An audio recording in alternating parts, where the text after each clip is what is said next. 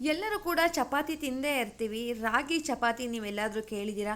ಈಸಿಯಾಗಿ ಸಾಫ್ಟ್ ಆಗಿರೋ ಅಂಥ ರಾಗಿ ಚಪಾತಿ ಬಾಯಲ್ಲಿಟ್ಟರೆ ಕರ್ಗೋಗ್ಬೇಕು ಸ್ನೇಹಿತರೆ. ಆ ರೀತಿ ಇರುತ್ತೆ. ಸಖತ್ತಂದರೆ ಸಖತ್ತಾಗಿರುತ್ತೆ. ಲಂಚ್ ಬಾಕ್ಸಿಗಂತೂ ಸೂಪರ್. ನೀವು ಸಂಜೆ ತನಕ ಇಟ್ಟರೂ ಕೂಡ ಒಂದು ಸ್ವಲ್ಪ ಕೂಡ ಗಟ್ಟಿ ಆಗೋದಿಲ್ಲ, ಸಾಫ್ಟ್ ಆಗಿಯೇ ಇರುತ್ತೆ. ಪೂರಿ ಥರ ಊದ್ಕೊಳ್ಳುತ್ತೆ ಸ್ನೇಹಿತರೆ. ನೀವು ಎಂದಾದರೂ ಇದನ್ನು ಟ್ರೈ ಮಾಡಿದ್ದೀರಾ? ನೀವು ಯಾವತ್ತೂ ಕೂಡ ಟ್ರೈ ಮಾಡಿರಲ್ಲ. ನಾನು ಇದಕ್ಕೆ ಹಾಗಲಕಾಯಿ ಪಲ್ಯ ಮಾಡಿದ್ದೆ. ನೀವು ಚಟ್ನಿ ಕೂಡ ಮಾಡ್ಬೋದು. ಬನ್ನಿ ಇದನ್ನು ಹೇಗೆ ಮಾಡೋದು ಅಂತ ನೋಡ್ಕೊಂಡು ಬರೋಣ. ಎನಿ ಒನ್ ಯಾವುದಾದ್ರೂ ಒಂದು ಮೆಷರ್ಮೆಂಟ್ಗೆ ಅಂತ ಇಟ್ಕೊಳ್ಳಿ. ನಾನಿಲ್ಲಿ 1 ಬೌಲು ನೀರು ಹಾಕಿದ್ದೀನಿ. ಅದಕ್ಕೆ ರುಚಿಗೆ ಸ್ವಲ್ಪ ಉಪ್ಪು, 1 ಸ್ಪೂನಷ್ಟು ತುಪ್ಪ ಹಾಕಿ ನೀರು ಕುದಿ ಬರೋದಕ್ಕೆ ಬಿಟ್ಬಿಡೋಣ. ನೀರು ಕುದಿಯೋದಕ್ಕೆ ಶುರುವಾಗಿದೆ. ಈಗ ನಾನು ನೀರನ್ನು ಯಾವ ಬೌಲಲ್ಲಿ ಯೂಸ್ ಮಾಡಿದೆ, ಸೊ ಅದೇ ಬೌಲ್ನಲ್ಲಿನೇ 1 ಬೌಲಷ್ಟು ರಾಗಿ ಹಿಟ್ಟನ್ನು ಹಾಕೋತಾ ಇದ್ದೀನಿ. ಅದನ್ನು ಹಾಕಿ ಸ್ಟೀಮಲ್ಲಿ ಬೇಯೋದು ಅದರ ಏನೂ ಬೇಡ ಸ್ನೇಹಿತರೆ. ನೀವು ಅದನ್ನು ನೀಟಾಗಿ ಇಮಿಡಿಯೇಟಾಗಿಯೇ ಮಿಕ್ಸ್ ಮಾಡಿಬಿಡಿ.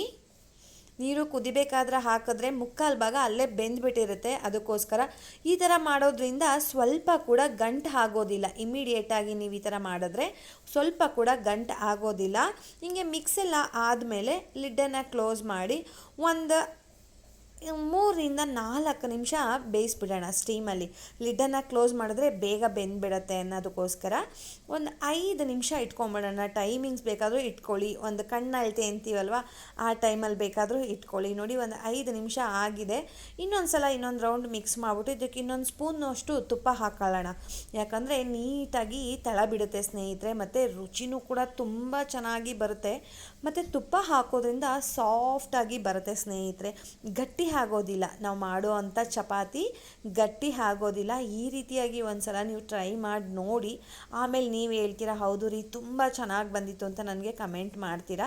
ನೋಡಿ, ನೀಟಾಗೆಲ್ಲ ಒಂದು ರೌಂಡು ಮಿಕ್ಸ್ ಮಾಡಿಬಿಡೋಣ. ತುಂಬ ಚೆನ್ನಾಗಿ ಬೇಗನೆ ಬೆಂದುಬಿಡುತ್ತೆ ಸ್ನೇಹಿತರೆ. ಈ ಥರ ಹಿಂಗೆ ಅದಾಗದೇ ತಳ ಬಿಡಬೇಕು. ತಳ ಬಿಡೋ ತನಕ ಒಂದು 5-6 ನಿಮಿಷ ಬಿಟ್ಟರೆ ಸಾಕು. ನೋಡಿ, ತುಂಬ ಚೆನ್ನಾಗಾಗಿದೆ. ಕೈಗೂ ಕೂಡ ಅಂಟ್ತಾ ಇಲ್ಲ. ಇದನ್ನು ಒಂದು ಪೇಪರ್ ಆಗ್ಬೋದು, ಒಂದು ಮಣೆ ಆಗ್ಬೋದು, ಅದ್ರ ಮೇಲೆ ಹಾಕ್ಕೊಂಡು ಚೆನ್ನಾಗಿ ಒಂದು 2 ನಿಮಿಷ ನಾದ್ಕೊಂಬಿಡಿ ಸ್ನೇಹಿತರೆ. ಬಿಸಿ ಇರುವಾಗಲೇ ನಾದ್ಬಿಡಿ. ಅವಾಗ ತುಂಬ ಚೆನ್ನಾಗಿ ಸಾಫ್ಟ್ ಆಗುತ್ತೆ. ನೀವು ನೋಡ್ತಾ ಇದ್ದೀರಾ ಎಷ್ಟು ಸಾಫ್ಟಾಗಿ ಬಂದಿದೆ ಅಂತ. ನೋಡಿದ್ರೇ ಗೊತ್ತಾಗ್ತಾ ಇದೆ. ಸ್ವಲ್ಪ ನೀವು ತೊಗೊಳ್ಬೇಕಾದ್ರೆ ಕೆಂಪು ರಾಗಿ ಹಿಟ್ಟು ಬರ್ತಲ್ವ, ಅದು ತೊಗೊಂಡ್ರೆ ಸ್ವಲ್ಪ ಕಪ್ಪಗೆ ಬರೋ ಅಂಥದ್ದು ರಾಗಿ ಚಪಾತಿ. ಸ್ವಲ್ಪ ಕಲರ್ ಇರುತ್ತೆ, ಸ್ವಲ್ಪ ಅಷ್ಟೇ. ಹಾಗಂತಲೇ ಕಲರ್ ಏನು ಚೇಂಜ್ ಆಗೋದಿಲ್ಲ ಚಪಾತಿ ಥರ. ನೋಡಿ, ಜಸ್ಟ್ ಒಂದು 2 ನಿಮಿಷ ಈ ಥರ ಹಿಂಗೆ ಮಾಡ್ಕೊಂಬಿಟ್ರೆ ಕೈಗೂ ಕೂಡ ಅಂಟೋದಿಲ್ಲ. ಇವಾಗ ನೀವು ಚಪಾತಿ ಎಲ್ಲ ಯಾವ ಸೈಜಲ್ಲಿ ಮಾಡ್ತೀರಲ್ವ, ಆ ಸೈಜಲ್ಲಿ ಒಂದು ರೌಂಡ್ ಹಿಂಗೆ ಸುಮ್ಮನೆ ಮಿದ್ಕೊಂಡು ಅದನ್ನು ಉಂಡೆಯಾಗಿ ನೋಡಿ ಈ ಥರ ಮಾಡಿಟ್ಕೊಂಡ್ರೆ ಮುಕ್ಕಾಲು ಕೆಲಸ ಹಾಗೆ ಹೋಯ್ತು ಸ್ನೇಹಿತರೆ. ಈ ರೀತಿಯಾಗಿ ಪ್ರತಿಯೊಂದನ್ನು ಮಾಡ್ಕೊಳ್ಳೋಣ. ನಾನಿಲ್ಲಿ ತೊಗೊಂಡದ್ದು ಸುಮಾರು ಒಂದು 1/4 kg ರಾಗಿ ಹಿಟ್ಟಿಂದು ಮಾಡ್ತಾ ಇರೋದು ಈ ರೊಟ್ಟಿಯನ್ನು. ಇದು ಸುಮಾರು ಒಂದು 10-12 ರೊಟ್ಟಿ ಆಗಿತ್ತು ಸ್ನೇಹಿತರೆ. ಮೀಡಿಯಮ್ ಸೈಜಿಂದು ತುಂಬ ಚೆನ್ನಾಗಿತ್ತು. ಸಫಿಷಿಯೆಂಟಾಗಿ 3 ಮೆಂಬರ್ಸ್ ತಿನ್ಬೋದು. ಇಷ್ಟು ಕ್ವಾಂಟಿಟಿನಲ್ಲಿ ಮಾಡಿದ್ರೆ ಸಫಿಷಿಯೆಂಟಾಗಿ 3 ಮೆಂಬರ್ಸ್ ತಿನ್ಬೋದು ಸ್ನೇಹಿತರೆ. ಪ್ರತಿಯೊಂದನ್ನು ಕೂಡ ಈ ರೀತಿಯಾಗಿಯೇ ಉಂಡೆಯಾಗಿ ಮಾಡಿಟ್ಕೊಳ್ಳೋಣ. ಇದು ಬಿಸಿ ಹಾಗೆ ಇರಬೇಕು ಸ್ನೇಹಿತರೆ. ಒಂದು ವೇಳೆ ತಣ್ಣಗಾಯಿತು ನಾವು ಒತ್ತೋದ್ರೊಳಗೆ ಅಂತ ಏನಾದರೂ ಹೇಳಿದ್ರೆ ಇನ್ನೊಂದು ಸಲ ಚೆನ್ನಾಗಿ ಕೈನಲ್ಲಿ ಉಂಡೆ ಮಾಡಿಕೊಂಡು ಒತ್ತಿದ್ರೆ ಏನೂ ಆಗೋದಿಲ್ಲ, ತುಂಬ ಚೆನ್ನಾಗಿ ಬರುತ್ತೆ. ಇದು ಆರಿದ್ರೂ ಏನೂ ತೊಂದರೆ ಇಲ್ಲ ಸ್ನೇಹಿತರೆ. ನೋಡಿ, ಪ್ರತಿಯೊಂದು ಅಷ್ಟೇ, ಒಂದು ಕ್ರ್ಯಾಕ್ ಕೂಡ ಬರೋದಿಲ್ಲ, ತುಂಬ ಚೆನ್ನಾಗಿ ಬರುತ್ತೆ. ಈ ರೀತಿಯಾಗಿ ಒಂದು ಸಲ ನೀವು ರಾಗಿ ಚಪಾತಿ ಮಾಡಿ ನೋಡಿ. ನೀವು ಯಾವತ್ತೂ ಕೂಡ ಟ್ರೈ ಮಾಡಿರಲ್ಲ ಅಂತಲೇ ಅನ್ಕೊತಾ ಇದ್ದೀನಿ. ನಾನಿದು ಸುಮಾರು ಸಲ ನಮ್ಮ ಮನೇಲಿ ಮಾಡ್ತಾನೆ ಇರ್ತೀವಿ. ಮನೇಲಿ ಆಲ್ಮೋಸ್ಟ್ ಯಾರಾದರೂ ಶುಗರ್ ಪೇಷಂಟ್ಸ್ ಇದ್ದಾರೆ ಅಂತ ಹೇಳಿದ್ರೆ ರಾಗಿದು ವೆರೈಟೀಸ್ ಏನು ಮಾಡ್ಬೋದು ರೆಸಿಪಿನ ಅಂತ ಸರ್ಚ್ ಮಾಡ್ತಾನೆ ಇರ್ತೀವಿ. ಸೊ ಇದನ್ನು ಮಿಸ್ ಮಾಡದೆ ನೀವು ಹಾಕ್ಕೊಳ್ಬೇಕು ಸ್ನೇಹಿತರೆ. ನಿಮ್ಮ ಲಿಸ್ಟಲ್ಲಿ ತಿಂಡಿ ಲಿಸ್ಟ್ ಏನು ಮಾಡ್ಕೊಂಡಿರ್ತೀರ ನೀವು, ಆ ಟೈಮ್ ಟೇಬಲಲ್ಲಿ ಈ ಒಂದು ರಾಗಿ ಚಪಾತಿನೂ ಕೂಡ ನೀವು ಸೇರಿಸ್ಕೋಬೇಕು. ಇಲ್ಲಿ ನಾನು ರಾಗಿ ಹಿಟ್ಟನ್ನೇ ಒತ್ತೋದಕ್ಕೆ ಯೂಸ್ ಮಾಡ್ಕೋತಾ ಇದ್ದೀನಿ. ನೋಡಿ, ರಾಗಿ ಹಿಟ್ಟಲ್ಲಿ ಡಿಪ್ ಮಾಡಿಬಿಟ್ಟು ಚೆನ್ನಾಗಿ ನಾವು ಸೇಮ್ ಚಪಾತಿ ಎಲ್ಲ ಹೇಗೆ ಒತ್ತುತ್ತೀವಿ, ಇದಕ್ಕೆ ಫೋಲ್ಡಿಂಗ್ ಏನು ಬೇಡ ಸ್ನೇಹಿತರೆ.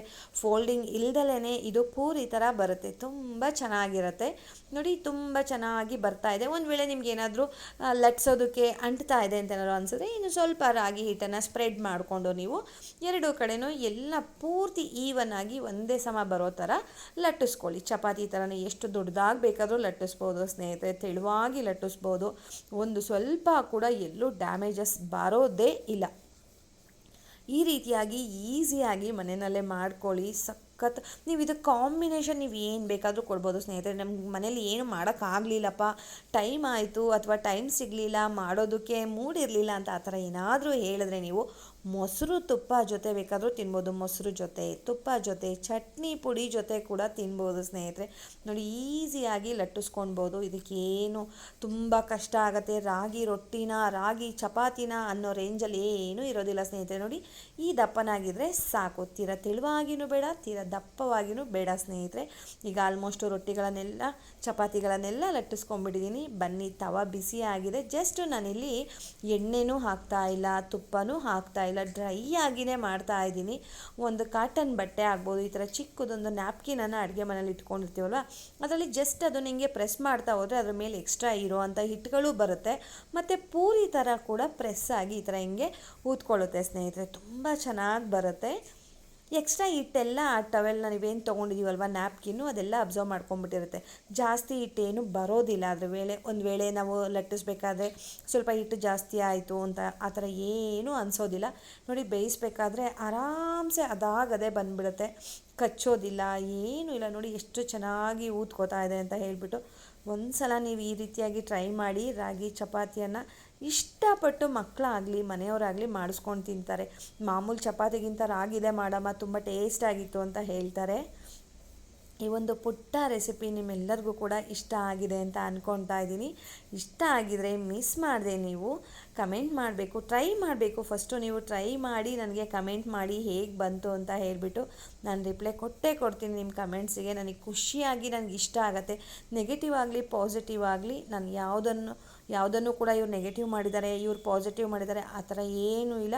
ಖುಷಿ ಆಗುತ್ತೆ. ನೀವೇನಾದರೂ ನೆಗೆಟಿವ್ ಕೊಟ್ಟರೂ ಕೂಡ ನನಗೆ ಖುಷಿ ಆಗುತ್ತೆ, ಯಾಕಂದರೆ ಒಬ್ಬರು ಫೀಡ್ಬ್ಯಾಕ್ ಕೊಡೋರು ಇದ್ದಾರೆ ಅಂತ ಅಂದ್ಬಿಟ್ಟು. ಸೊ ನಿಮ್ಮೆಲ್ಲರಿಗೂ ಕೂಡ ರಾಗಿ ಚಪಾತಿ ಇಷ್ಟ ಆಗಿದೆ ಅಂತ ಅಂದ್ಕೊಳ್ತಾ ಇದ್ದೀನಿ. ನಾನು ಇದನ್ನು ಹಾಗಲಕಾಯಿ ಪಲ್ಯ ಜೊತೆ ಸರ್ವ್ ಮಾಡಿದೆ ಸ್ನೇಹಿತರೆ. ಹಾಗಲಕಾಯಿ ಪಲ್ಯ ಕೂಡ ತುಂಬ ಚೆನ್ನಾಗಿತ್ತು. ಒಂದು 2-3 ವೆರೈಟಿ ಮಾಡಿ ಹಾಕಿದ್ದೀನಿ ನನ್ನ ಚಾನಲಲ್ಲಿ, ನೀವು ಸರ್ಚ್ ಮಾಡ್ಬೋದು. ನಿಮಗೆ ಇವೆರಡೂ ರೆಸಿಪಿಗಳು ಕೂಡ ನನ್ನ ಚಾನಲಲ್ಲಿ ಸಿಗತ್ತೆ. ಹೋಗಿ ಬರಲಾ? ಬಾಯ್ ಸ್ನೇಹಿತರೆ.